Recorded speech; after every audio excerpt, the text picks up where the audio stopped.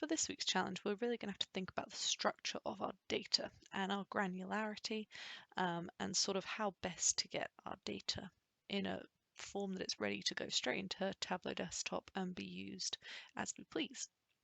So we're looking at tourism data from the Maldives, and if we just take a quick look at it, then we can see we've got 136 fields that we're starting off with.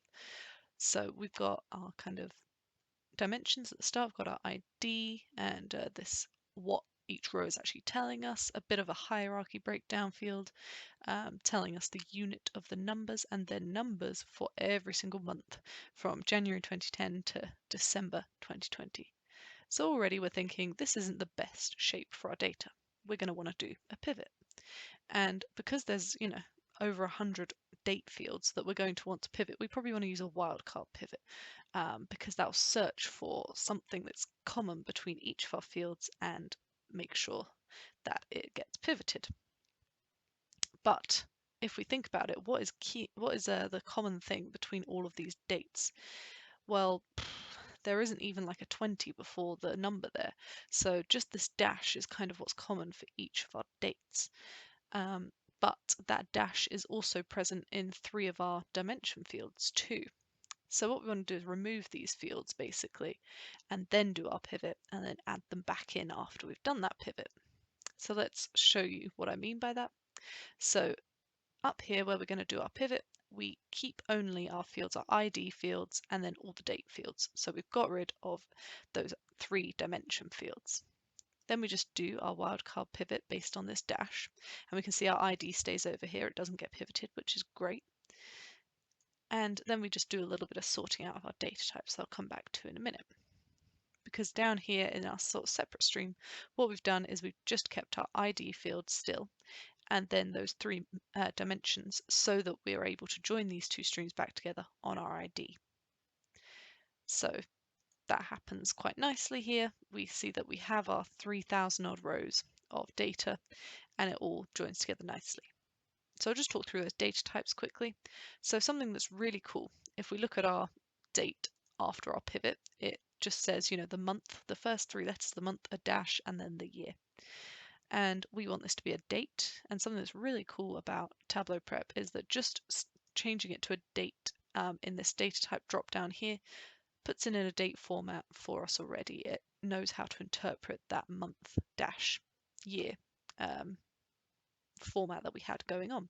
So that's nice and simple for us. That's our first change that we make here. And we just rename our date field to be a month, because I think it's called pivot 1 names before that, which isn't very helpful. And then for our values, again, Tableau Prep's quite clever here, because if I click on just before we change our data type of our values, you can see we've got some nulls, we've got all the way down at the bottom here, we've got some NAs, and also somewhere in here we've got some percentage signs, I think. That's an ampersand, not a percent sign. So let me do the percent sign. Yes, we've got some percent values as well, which all of those aren't really helpful for us if we want to have a numeric field. But Tableau Prep can handle all of those by just doing changing it to a number decimal type. And it sorts out changing all of those NAs to nulls, changing all of those percentages into actual percentages, so 0 points. And that's great. And then we can just filter out all of those nulls that we have. So at the top here, we have about 371 rows that are nulls. We can just click on those and exclude them. So great, we're in the stage now where we've got our data set in a slightly better shape. I think you'll agree. I'm just going to add in a step here so that we can see what happens after that join. So we have our month field, we have our values field, we have our ID, which we don't really need anymore, we can get rid of that. We have our measure, and then we have our sort of detail and our breakdown. So we are only interested in looking at tourists, so we're going to filter to just tourists, and that all these numbers therefore over here are just going to relate to the number of tourists. Once we've done that, that's what's happening here. Then we can start thinking about what measures we have left, because now we have 17 here and we have 6 in our hierarchy. So if I click on my real sector tourism here, then basically what this is telling me the total tourist arrivals. So our level of granularity is a bit interesting now. We've got totals, subtotals, and then the raw data underneath it. And what Tableau Desktop likes is it likes to just have the raw numbers really, because we can create the totals and subtotals ourselves within Tableau Desktop. So we don't really need this total figure. So we can just filter this out. Now, I would advise if this wasn't a challenge, a Preppin data challenge, what I had to do to create this to work out what if I was going to lose any of my tourists, basically, is that I took an offshoot here. So let's just take a clean step from here. I'm just going to move that down. Okay, I'm going to leave it there. Doesn't matter. And then I kept only these values. So I kept only these tourists. Sorry, I forgot to do that. Kept only the tourists and the total tourist arrivals. So they had that for each month. And then I used this as my basis to check that when I was doing my breakdowns later on that I had the right number for each month, so I wasn't losing any tourists. So that's kind of definitely advice for if you're not doing this as a challenge. If you've got real data that has the mix of totals and subtotals, don't just remove them without thinking. Always make sure that you have it in a sort of offshoot of your workflow so that you can compare back later. So I might leave that in actually. Let me just Control Z that. Okay, I'll leave that in to prove to you at the end that we have the same values. So at the moment, we now have a mix of our subtotals and our raw data, so our continents and our countries. Now, if I look at my hierarchy here, then these are all of my continents. You can see if I scroll down to the table below, we've got Europe, Asia, Oceania, the Americas, the Middle East, and UN passport holders. I know that's not all, those are all aren't continents, but we're just going to refer to them as that for the sake of ease. And so we're going to create two separate streams that contain our continents and then our countries. So we know that the rest are countries because they have in this hierarchy field the continent name as well. So our continents, we just filter down to be those of the hierarchy that I just showed. And then we're just going to turn this into, we're basically going to remove tourist arrivals and from this field to make our breakdown field. Okay, so we're going to use the replace tourist arrivals with nothing in that series measure. And then we're just going to remove the word from as well from this. Lovely.